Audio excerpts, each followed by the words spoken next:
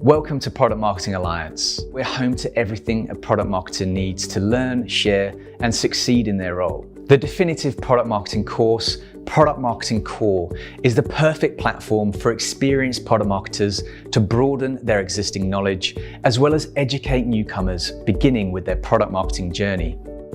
Our community. We're home to more than 10,000 product marketers across the world, and every single day, tons of product marketing specific conversations go down. The community hasn't just been an absolute wealth of knowledge and answers, it's the place for constant inspiration. With a PMA membership plan, everything a product marketeer could possibly need is all in there, all in one place. Whether you want to grab a template, learn about how to become more strategic from product marketeers who've mastered it, sit back and watch hundreds of hours of presentations from some of the world's most trusted brands, our packages have got it all and more. We really are, dare we say it, the one-stop shop.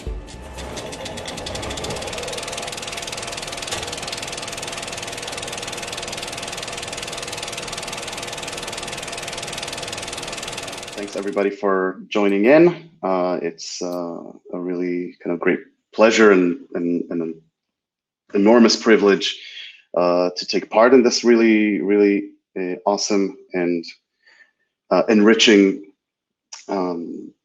framework that the Product Marketing Alliance put together, to just be counted among some of the names that are on the roster is the kind of the utmost professional respect and accreditation that one can hope for. So really happy to be here and share this hour with you. So for the next hour or so, we will be talking about empathy and go-to-market. I'll introduce myself, who I am, what I do, where I'm from, and so on in a second. Before we begin, just sort of by means of clarification, this isn't a session about go-to-market, or it's not a session about, let's say, go-to-market best practices or go-to-market strategy or processes. Go-to-market is something that is really, as the description of the session entailed, it's one of the staples. It's one of the it's the bread and butter of what we do as product marketers. Launching a feature, taking a product to market, crafting the messaging, finding the target audience, really getting it to the people who needs it the most. This is what we do. There are a lot of varying opinions about what it is to be a product marketing, but go-to-market is definitely something that is at the top of our toolbox. This session takes upon what most of you have probably engaged with and touched upon during your professional life, which is launching a feature or a product, and really kind of looking at every step of the way, both inwards and outwards, and seeing where empathy exists and where empathy can serve you and elevate your campaign and really put it above the noise, so that on the other side, there is someone who feels as though you have really kind of stepped into their shoes and found and were able to zone in on the need that they were communicating either explicitly or otherwise. So kind of this is, before we even begin, just I want to let everyone know that this is what this session is going to be about. Okay, so just so you can kind of get to know me a little bit better and to understand how did I come to be a product marketer. So my name is Jonathan, I'm 34 years old and I live in Tel Aviv, Israel. Currently, I am, the past 3.5 months, a director of product marketing at a company called Elementor. If you want to look us up, we're a really exciting company, building and creating sort of the next generation of website building platform for WordPress websites. I am married to Lilach, who is also a marketer. So there's a lot of shop talk at home. We compare notes. She helps me with top funnel, which is her speciality. I help her with retention, which is my speciality. We got married in Vegas, and we're really, really, really into Purim, which is Jewish Halloween, that one holiday where we all dress up. This is something of a thing of ours. Another thing you may not know about me is that I am a proud parent of a bunny who's actually in the room with me somewhere in the back. We found her on the street about a year ago, and she was this tiny, and she is really, really into cilantro. We can't stand the sight or smell of it. She can't get enough. It's the only reason we have it in the fridge. Another kind of fun fact about me is that for the majority of my 20s, I've spent as a professional musician, bass player, producer, arranger, composer. That's what my bachelor's degree is in music technology. So I spend a lot of time around that, and I can give a whole talk about why musicians and producers are made of the best material to be successful product marketers. But that's for a different talk. Yes, I can play the double bass, the giant violin thing that is impossible to carry around. And I didn't always have this beard that I have on me right now, as these pictures show. My alma mater, as far as product marketing is concerned, is Wix, which I'm sure a lot of you are familiar with. I spent about 4 years there doing various product marketing, positions and tasks. Really kind of took me all through the gamut. Taught me most of what I know today. Really kind of a once in a lifetime opportunity to learn the tricks of the trade at a company at this scale. Like I said, we were also really into custom parties, and we even won first prize one year. Since I left Wix in August last year, I worked at a startup. And you see in the picture above, you can see the difference between pre-COVID and post-COVID hang with your colleagues.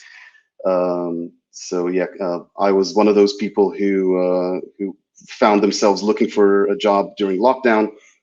Luckily, I found the one that I currently have, and I'm incredibly thankful and fortunate to kind of stay within this niche that I'm beginning to kind of really specialize in, which is enabling and empowering web creators. And yes, I still haven't met most of my colleagues face to face. We're still doing sort of a day at the office, the rest at home. Kind of a situation where most of you, I assume, are also dealing with as well, wherever you are. And another thing I'm exceptionally proud of, which is kind of one of the key reasons that I'm kind of here talking to you, is that about a year ago I founded the basically only specialized community for product marketing managers in the Israeli tech scene, which, as many of you know, is quite lively and quite varied. As of now, I think we're over 900 members. We do try to keep it exclusive, but this is a very, very hot topic and a very hyped position. A lot of people are looking to transition into it. A lot of people are looking for work, and product marketing is one of those, one of those few fortunate titles that doesn't necessarily require a lot of tech experience. It does require a lot of interpersonal skills and professional prowess, but not a great deal of actual tech, hard skills. And we are somehow throughout this entire pandemic, we've managed to squeeze in 3 underground, as I call them, meetups, because we kind of had to find venues where venues aren't available. We had to be really careful, making people feel comfortable. But this community is very, very lively, and it does help a lot of people move into the field of product marketing. We've had quite a few people finding jobs through the community. We use it to bring forward professional challenges methods, best practices. We share work in progress, which is the best thing in the world, to be a safe space to do that. And even more so, we are a majority of women in the group. There are about 60%, I think, by now. I manage it together with two very, very skillful and formidable product marketing managers, Orion and Topaz, if they're listening. So shout out to them. Okay, so why are we here? Exactly, just to put everyone in the right frame of mind. So we are talking about the ways in which we can elicit empathy in ourselves and in others to drive our go-to-market campaign forward. Go-to-markets are, while they are a pretty standard practice, and like I said, they are a staple of what we do, they do involve a lot of moving parts and a lot of different functions, and require coordination across a variety of functions, mediums, and decision makers and stakeholders, not to mention the fact that you are taking something that that people built, and you need to sell it. You need to get it out there in the world for people to use, for people to to be curious about, to be intrigued about, to try, to love, to pay for. All of these things can be made better and can be made more effective if you if you hit the ground with empathy in mind. If empathy is something that is second nature to you, or if it's not second nature, at least it's something that you can acquire and you can find, little checkpoints in the road where you see how far off you are from sort of the empathy marker. So we're going to talk about empathy at early stages of the process. We are going to touch on what actually makes up a go-to-market strategy. It's kind of it's kind of essential to put context to the conversation. We're going to talk about how we address messaging from a user perspective. How do we approach the entire process with empathy, and finally, how we use empathy in order to enroll others into the process and to get them to partner with us instead of working for us. So the word empathy, sort of when I was doing some research for this talk, I found out that the word empathy, while originating from Greek, so it's in feeling, and pathos in Greek is feeling. The word itself is about 100 years old. It was a very recent invention, and it came to replace a lot of other words with similar but not yet accurate enough meaning. And empathy literally means to place yourself inside someone else's position. It's not to kind of view their constraints, their pains, their needs from a distance. It's to be as close as possible to the visceral feeling of what it is that they currently need dealing with, their hurt, their goals, their motivations. And so empathy embodies all of that. And to be empathetic, we'll get to that in a second. To be empathetic is to see yourself in every second of the process when you are, especially when you're marketing to people, to human beings. How much at every given moment you are as close as you can to where that person is currently in and which state of mind they're in right now. And because that is the moment where they need to make a decision whether or not the product that you're marketing is right for them. If you're familiar with this chart, if you are a kind of a disciple of design thinking, as I am, you know that the first stage of design thinking,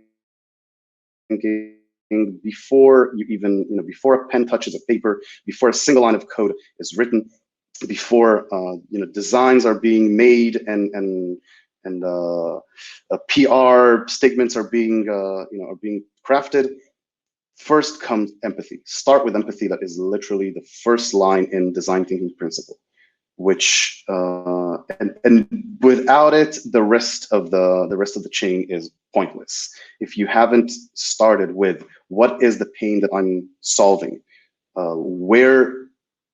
which frame of mind the person that I'm addressing to is in right now, whichever I'll define, ideate, prototype, test, and then launch, will just be a shot in the dark.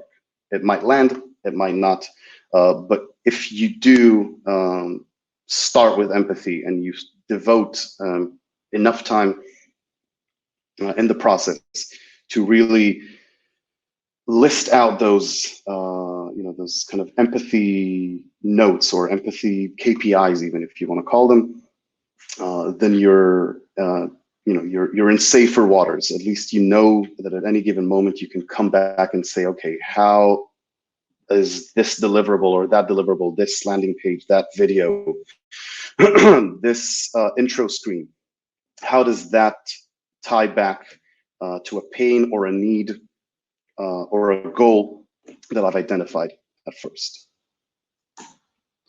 So being empathetic is essentially, embodying these 7 characteristics. It is operating completely without ego, internally, externally towards your colleagues, and externally towards your users, your prospects. Humility, meaning to be in a constant state of, I'm not the smartest person in the room, I don't know everything. Be a good listener, to be open and receptive of other people's opinions and wisdom, because that wisdom is out there to be absorbed. Same as being a good listener, you need to be observant. You need to be in constant alert. We will get to kind of where should you observe, or where observation is most effective at later stages. But it is kind of to listen in where where empathy signals exist. To be caring, to kind of lead with, not this is something that needs to be done, these are goals that needs to be met. Of course, these are important, and you need to keep those in mind, but come from a place of caring.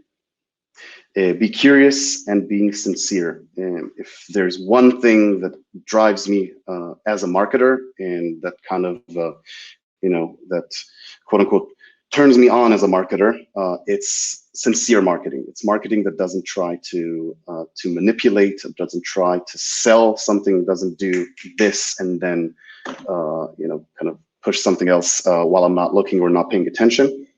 So sincerity goes a tremendous way. You don't want to think like the customer. You don't want to be the customer. Empathy is not a state of reporting something. It's a state of being someone as much as you can. We can't always be our target audience. That's why if you look at successful companies, including the one I currently work in, companies that were founded based on an actual pain that someone was experiencing, on a missing tool or a missing solution, or someone who was risking their business being closed down, or them not meeting sales quota because something wasn't there, and then they built the tool in order to achieve that. And then every new person that they bring to the team buys in on that need, and then that need is then met and being reverberated and echoed back from the customers themselves. So you want to be the customer. You want to wake up every morning when you're working on anything as a product marketer, specifically with go-to-market, because you need to get people's attention very, very quickly, and they need to make a very quick decision whether you're right for them or not. The more time you spend in your customer or your user's skin, the more effective your go-to-market would be. We will obviously expand on that a little bit later.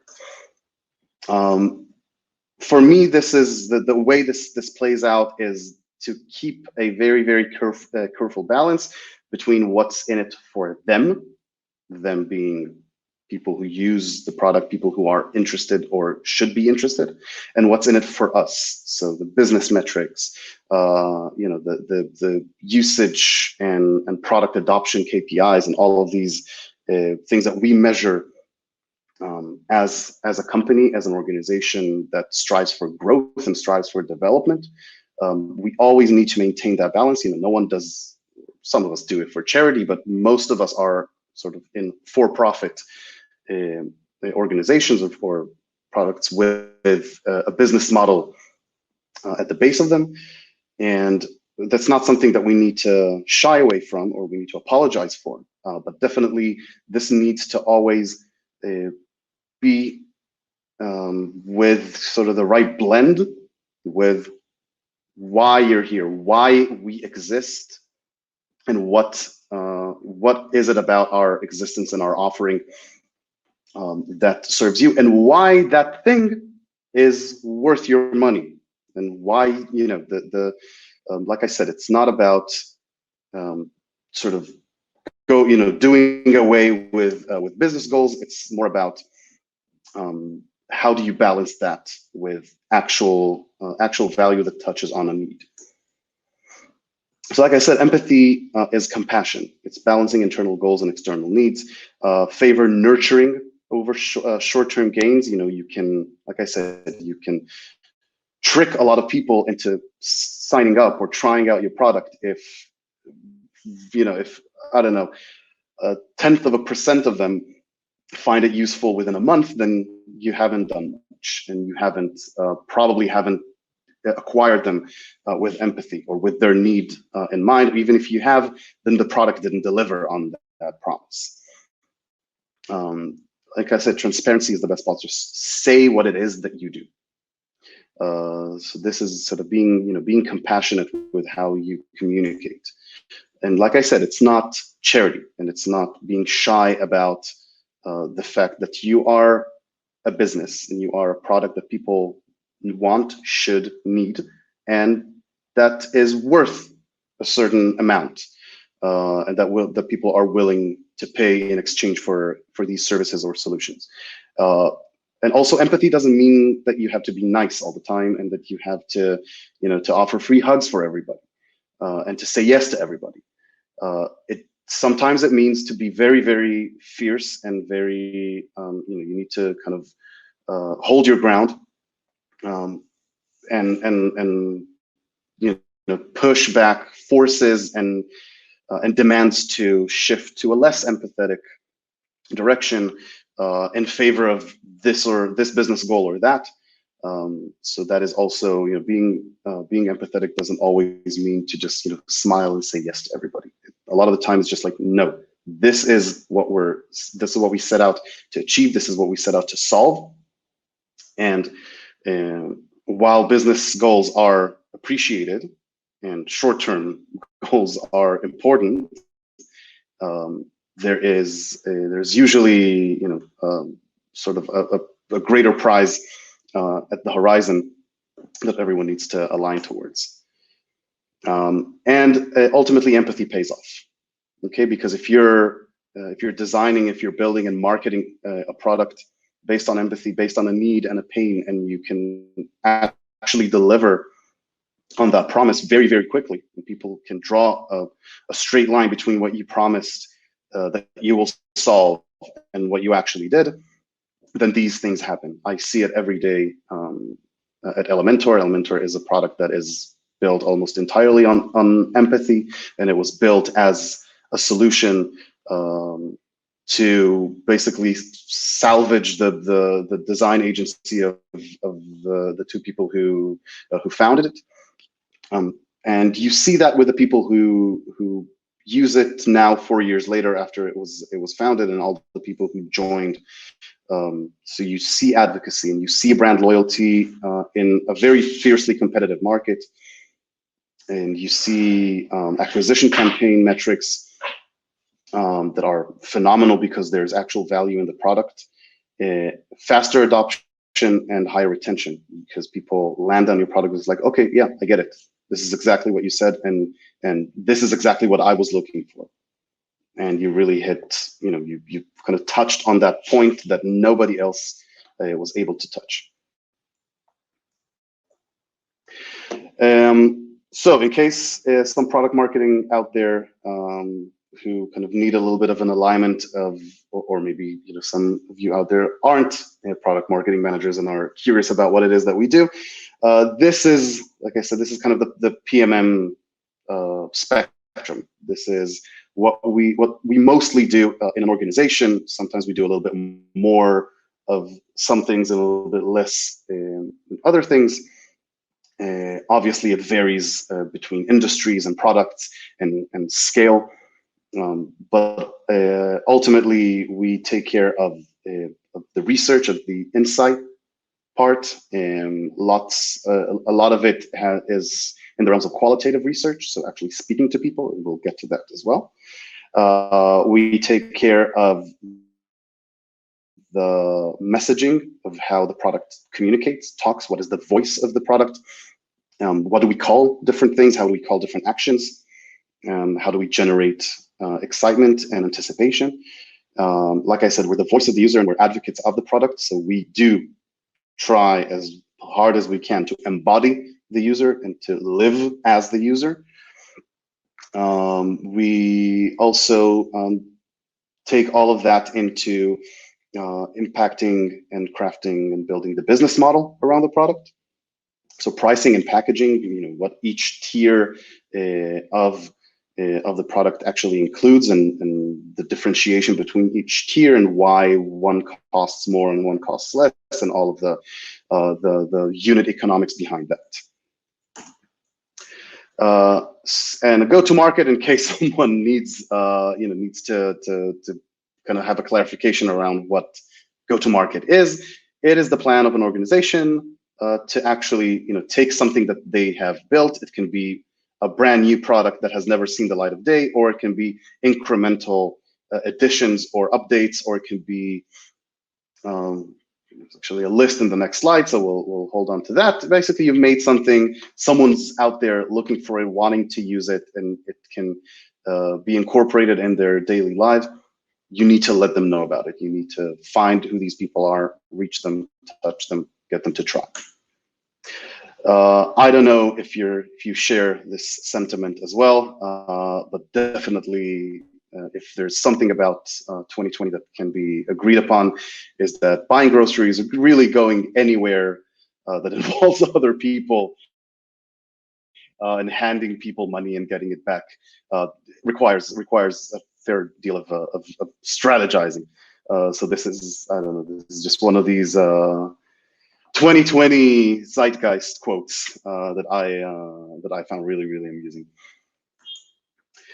So as I said, when we talk go-to-market, we usually talk about either announcing a brand new product, launching a feature in an existing product. That feature can be an incremental step, and it could be a whole new pivot, a whole new segment, new business model. I don't know, moving from one-time payment to subscription, moving from freemium to a members only, mergers, acquisitions. A company acquires something, another company, another service, incorporating that into their core offering is definitely something that we will take to market. Integration, partnerships, rebranding is definitely something that can and should be treated as a go-to-market, since it usually evokes the same emotion from the people already using. You'd be surprised how people get attached to brands and a brand look. I've gone through at least 2 of these in my professional life. It never goes smoothly, no matter how empathetic you are. People will always have something to say about the new colors and the new fonts. But definitely another type of go-to-market effort. So when we talk about go-to-market, we usually talk about 4 main flagpoles, 4 main checkpoints that we go through until we hit the button, send out the emails, publish the ads, publish the video,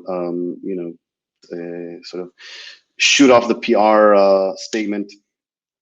So to get there, there are various steps, and in each one of these steps, like I said, we as product marketers, it is our responsibility as people who embody the need and the want of the user to inject with empathy. We have launch planning, we have research strategy, and the launch itself and beyond. Not surprising that the last stage is obviously, it's a singular moment in time, but even after that, there's still some work to be done.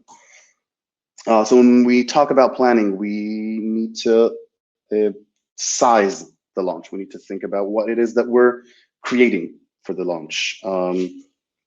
It can be as simple as a push notification or as complex as a billboard, a primetime ad, 5 different iterations of a pre-roll ad, a mini site with 10 internal pages, a new pricing page, and so on and so forth. But this is definitely something that needs to be sized. And first and foremost, you need to look at what you can actually create with the resources that you have, and obviously look at what the effort requires. Setting goals and milestones. So every single step needs to have kind of a stop sign of saying, okay, is this is this ready? Is this as far as we got? Is there more research, more deliberation that needs to take place?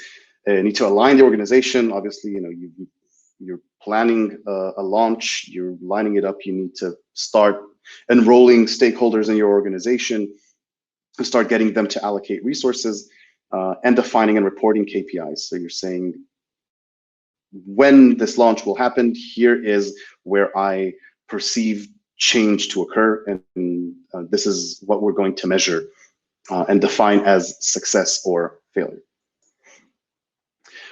Then comes the research phase, which falls mainly on us, the product marketers, because we need to collate and store and absorb and process a lot of raw information that comes to us from a variety of sources. This is where we become sort of a weird hybrid qualitative analyst, where we start talking to customers, where we define the market and size the market as well, and see, what is exactly what reach and what impact can we expect. We need to think of what are the distribution model and distribution channels. Where are we going to push this? Which medium fits this product best? Do we run ads on Google? Do we just send an email to our entire user base? Do we segment this user base and send them specific messages per segment? All of these things come within the research phase, as well as the mother load, or the bulk of the work, which is product messaging and positioning, which is, what are we going to say? What are we going to present? How do we, what are we selling, basically? What does it do? And why should you care? Messaging, positioning, packaging. Personally, this is, while this is the most labor-intensive part of the process for the product marketer, this is my favorite part, because this is kind of where you sort of move in to live inside the product, and you kind of you bring a few users or a few user personas to shack in with you as well, and you just get a feel of what it is that the product does. Why was it developed? Why are these things here and not, why are these features exist and not these features? And how do we stand out in terms of competition? What does our product have that others don't? And if we both have the same features, so if Elementor, which is a site builder on WordPress, there are other site builders as well, but we have, and obviously we share some of the same features and capabilities. But once you've kind of lived inside the product for a while, and once you've talked to a fair amount of users, you get a feeling of why this. And then this why is then being poured and translated into all of the marketing deliverables. And finally, pricing. If the product that you're taking to market costs money, or if you're changing a business model, you need to get you need to do all the fancy calculations and unit economics to define what this price should be and how this pricing model should be communicated. Also part of the research. And then comes strategy, which is to actually just starting to laying it out and to execute on everything that you have poured into the research. So it's the messaging doc, it's the one, the kind of the single source of truth, the one Bible that everyone refers to when talking about the launch campaign, and the deliverables themselves. So emails, landing pages, videos, documents, sales decks, executive presentations, PR statements, the lot. Social posts, you name it. So all of these things kind of fall into this stage. Sometimes you would be the one to do cross-organizational training. So you would take all the knowledge that you've acquired and chewed up and absorbed and processed into presentation condition, because this is all about presentation. You will be the one who will take the product and train others in the organization on that product. It can be sales representatives, it can be support agents, it can be your own colleagues, other marketers, other professionals, as well as creating demos, looking out for use cases. And obviously, there comes that magic moment where a button is pushed, emails go out, ads are being published, videos are being distributed, the product is out there, people are starting to respond to it, and you just sit and you look and you cross your fingers that everything goes well and everybody loves it. And even those who don't, they hate it for the right reasons. And I always say that, like, no one hates a product out loud. If someone expresses hate, it's just another way for them to say, actually, I really like what you've done. It would have been great if it also had 1, 2, 3. After that comes the moment of collecting feedback, reporting KPIs, what actually happened, so the campaign performance, and performing retrospective, post-mortem, to kind of look back at what happened, what could have gone better, what didn't go so well, both in terms of the process itself and obviously the outcome if the desired results weren't achieved. And doing a retrospective, an introspection actually is, I think, one of the most valuable parts of a go-to-market strategy. And this is also, if at any step of the process, empathy can be injected in the form of, this is, I know from surveys I've conducted and from interviews I've made and from the data that I have that users are looking for features 1, 2, 3. This is the point in time where you look inwards and apply the empathy, basically kind of towards yourself and the organization, saying, here's where we lacked empathy, or here's where we could have operated with greater care. Wanted to share an example. I actually wanted to share a more recent example of something I was working on, but it's kind of still not yet out there for the world to see. So I thought I'll kind of dig into my to my old playbook and bring something that I was a go-to-market campaign that I led at Wix. It was about 3.5 years ago when Wix launched an SEO product. And that product basically gave users the option to tend to their website's SEO. It was a pain that a lot of users were expressing. So the initial, the initial development of the product did start with empathy. There was obvious business goals attached to it, but ultimately you have users who build a website, they want their website to be found on Google, and they don't understand why that's not happening. So it's our job, it was our job as the people who provide the platform to also provide a solution for that. And so this is kind of like, this was the first fold of the landing page that we were leading with for that particular go-to-market campaign. And you can see sort of how, how we were able to work empathy into every bit of the messaging here. Obviously, this page goes further down, but just, you're looking at the kind of the hero section of this page, and it has no more than, say, 15 to 20 words on it. And each of these words were very, very carefully selected to embody the pain or the initial want and need and motivation, and how this new tool solves this.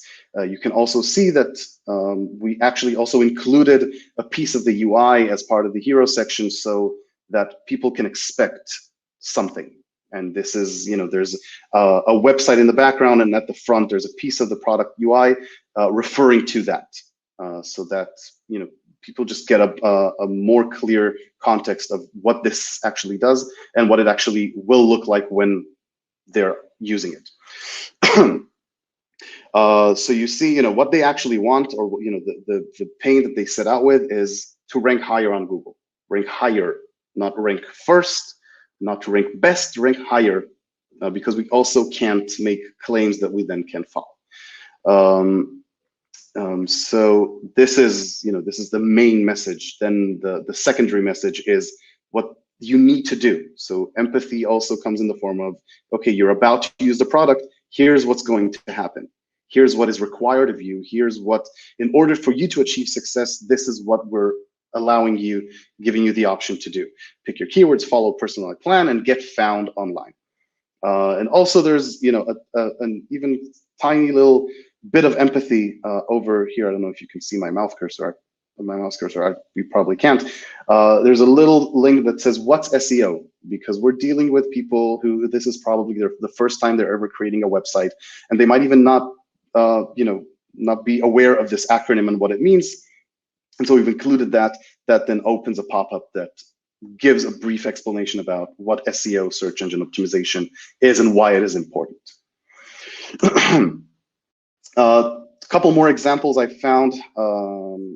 One is for the new Rooms feature for Facebook Messenger. Another is for the new ads product from TikTok. And both of these kind of, I really liked how they led with empathy, each with their, with a very unique form. There's something very profound about how they're understanding their users' pain with each of these products. For example, Facebook made it very, very clearly, it's a very important value proposition for them to communicate that no account needed to join. It's always a pain, especially now in times where more people need to use video conferencing tools than ever in history. And an account and to sign up and to register, if anyone tried to get their parents or grandparents on Zoom or any other video conferencing tool, that pain. So they outright said no account needed to join. That is pure empathy and identification and embodiment of a user's need. With TikTok, they say don't make ads, make a new trend. We know that advertisers, specifically when a new platform comes out, advertising, online ads, it's a vertical in an industry that has been tarnished and has been a lot of stuff thrown at it in the last couple of years. And they just went for like, we're not making ads. We're making a new trend. We're making a connection. You're creating content. We're just giving you the opportunity to distribute it in a way that fits your brand. So this addresses advertisers who are tired of running ads. This was the pain that they identified and the solution that they embody. So kind of two examples that I really, really liked. We can't talk about, about go-to-market empathy without talking about what it is that we're actually going to measure this by and how we know that we've been successful or not. So on one hand, you can look at what the campaign does. There are a lot of measurable stuff there that has to do with the campaign assets themselves, open rate, click-through rate, scroll, video, percentage of video viewed, social engagement, and so on. But you always have to tie that with hard KPIs with what actually happened in the product. Because you can create a very engaging campaign asset that tells absolutely nothing about the product, and then you will see this. So you definitely need to look at conversion rates from campaign assets, new signups, retention. How many of those were new, and how many of those are existing users? To start listing those as cohorts and seeing people who arrived from that campaign, what happened to them a month later, a year later, in terms of what they've done with the product. The funnel ratios, progress within the product after being exposed to campaign assets. All of these things will tell you whether or not you did a good job or not. Okay, as predicted, I see that I have about 10 minutes and about not a whole lot of to go through, but I will definitely sort of be a little bit briefer about the next couple of slides. Everybody knows this format, I hope. This is a persona ID card, persona template. This is something that most product companies keep handy in terms of knowing who uses or what the product was built for. And it usually encapsulates both demographic, psychographic, and sort of personal drivers, wants and needs and frustrations. And this is where empathy lies. And when you're creating, because it is more often than not our job to create these persona cards, so we need to make sure that empathy exists, so that when someone reads this card, it's not just about where they're from and how old they are and which, and are they an Apple or an Android person, but when they are online, what are the things that they like? What are the things that they dislike? When they are at work, what are the things that get them motivated? What are the things that gets them, I don't know, that puts them down? These things can only come from qualitative research. I have yet to find a quantitative way of coming up with these emotional empathy metrics. So it's talking to them, talking to as many users as possible. It could be one-on-one, it could be focus groups, it could be online communities. So long as you have FaceTime with your users and you hear them speak with their own voice and their own terms. Support tickets, search terms and reviews, also a very, very good indication. Support tickets specifically because that's where people go to complain. So that's where people who have an actual pain right now after using your product, that's where they go and voice that pain. So that is a very kind of a gaping portal into empathy and into problem solving.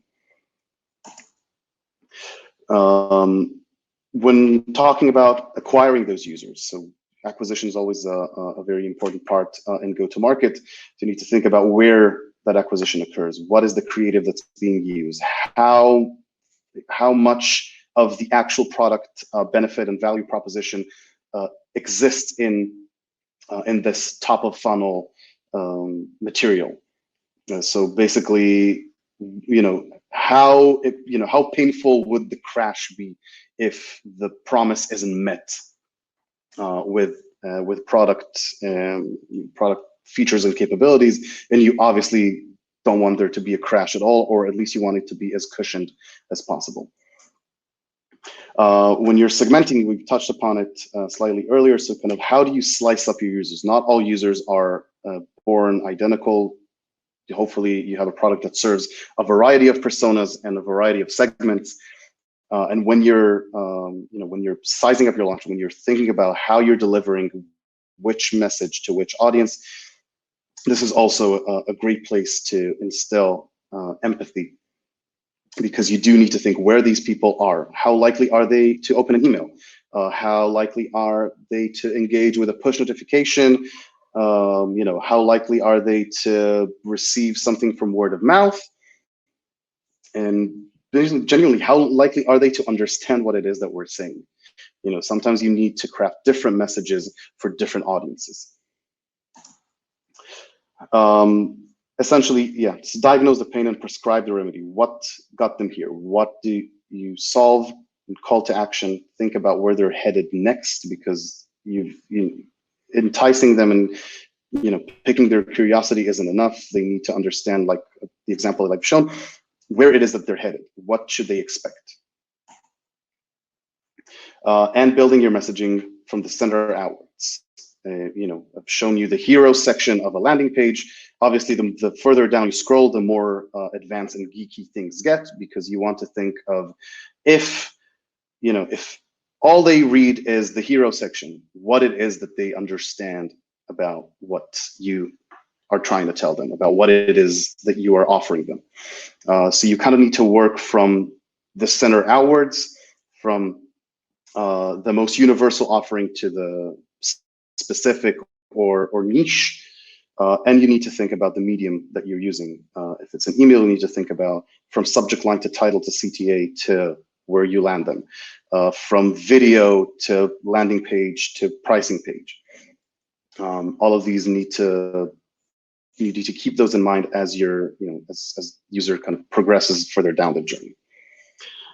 Empathy towards your team. Now I have about 5 minutes to talk about this. I will briefly go over kind of the main interfaces that we find ourselves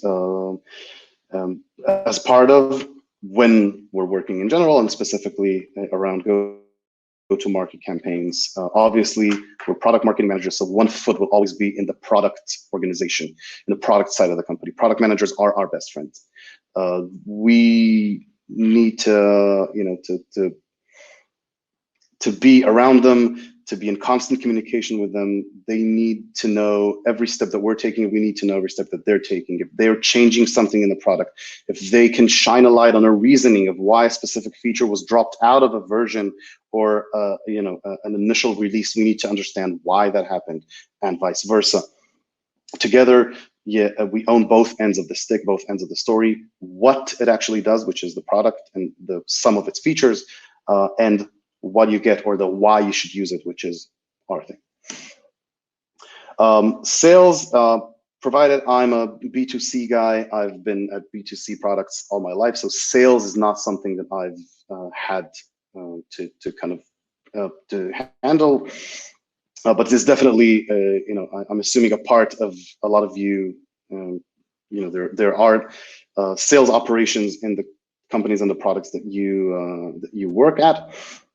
Battle cards is like the one buzzword that I educated myself on, which is like, you are talking to a prospect, you're pitching the product and its offering. You need to have immediate responses to questions and to pushbacks, and you're the one that provides them. Sales enablement is another staple of product marketing at B2B organizations. We are the ones that are crafting and writing these battle cards and getting salespeople better at their job, and also being authentic and sincere while they're doing it, and not just salesy. Marketing, and in marketing, I tie everything from acquisition, so top funnel marketing, to content and design and video production, anything that involves assets.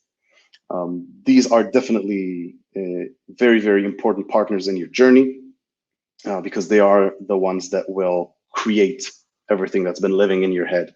And this is an amazing opportunity for you, a product marketer. And we might carry skills from previous jobs, but the one beautiful thing about a product marketing manager is that they don't need to have any hard skills. We don't necessarily need to know how to design.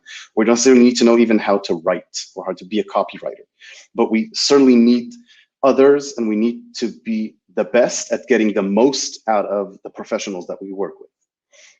And a lot of these professionals at very, very key points in the process, they exist within this marketing organization of the company that you work for. They'll be the ones creating the beautiful assets that you will enable, that you will initiate.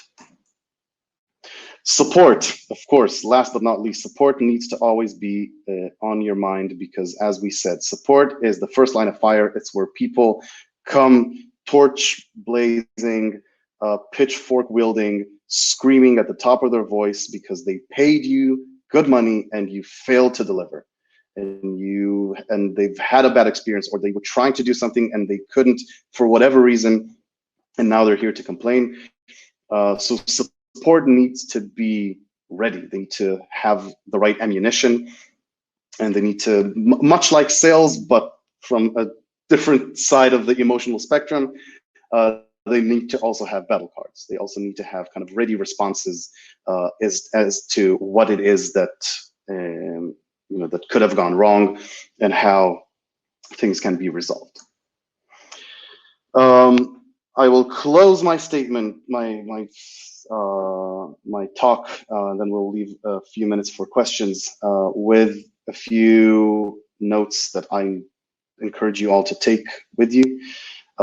First, as I said, is to learn from everybody, to never be the smartest person in the room, to always approach any project that you do with great humility, and always give space and voice to people who are either more experienced than you or just are better at something, at a part of the project, and which obviously leads to this. So you need to make space for expertise. People, when they're given a fair share of the project and of the process, they are more likely to excel. When they feel like they are actual stakeholders and not service providers and not contractors, they bring their best work forward. So I encourage every single one of you in your next project, when you're, when you do sort of a cross team effort and we're working with other professionals, give that space. Be humble and listen, and assume that for every step of the way, there's someone out there that knows a little bit more about this than you do. And you're just fortunate enough to be in the position that you can take that knowledge and drive it forward. And also, right here, but like, give credit where credit is due. Credit is something that is very easily overlooked because it's someone's job, but it goes a million miles, and people, they really do kind of shine and are being elevated when they're being given credit, especially in front of management and in a wide forum. So never forget that. I will leave you with this quote for you to kind of take into heart. I feel like this is at least the torch that is guiding me and my professional path as a product marketer, as someone who's trying to advocate empathy wherever he goes. I genuinely do try and put myself inside whoever it is that I'm currently working with and marketing to. And I always do try and think as much and as deeply as I can about the people crossing the bridge. Thank you.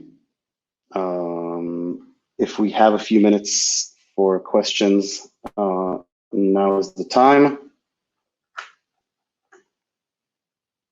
Hi, Jonathan. I think we have time for one question, which is from Jamie. Do you have any tips for mapping search terms to a given persona?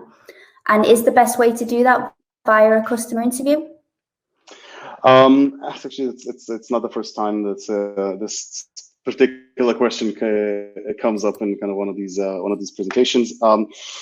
Search terms, usually you kind of have to have to play both sides. You would want to have a more or less defined persona, or at least a kind of proto persona in mind, whereas you've identified the initial need. Then there are a variety of tools in which you can use to map search terms from Search Console itself to SEMrush and Ahrefs. There are a variety of tools that kind of similar web that help you paint a picture of search terms for your own domain as well as for your competitor domain. And so then you can start. I would definitely do both in tandem. So yes, interview users, try and collect the terminology that they're using when being asked to, like, why did you try this in the first place, or what it is that you were initially looking for. They would usually use literal terms that are sometimes detached from your product messaging, but this will give you an indication of what it is that they're searching. Then you can hunt those terms down in any of the research tools that are available out there, and a lot of these tools will also give you, like I said, sort of a map at where these terms, how these search terms distribute, and where these people then end up either on your domain or your competitors. So I hope that answers the question. Perfect. Thank you so much. Yeah, thanks for joining us today. And thank you so much for that wonderful presentation. And take care, Jonathan. Thank you, Emma, and thanks everyone for joining. I wish you a great week ahead.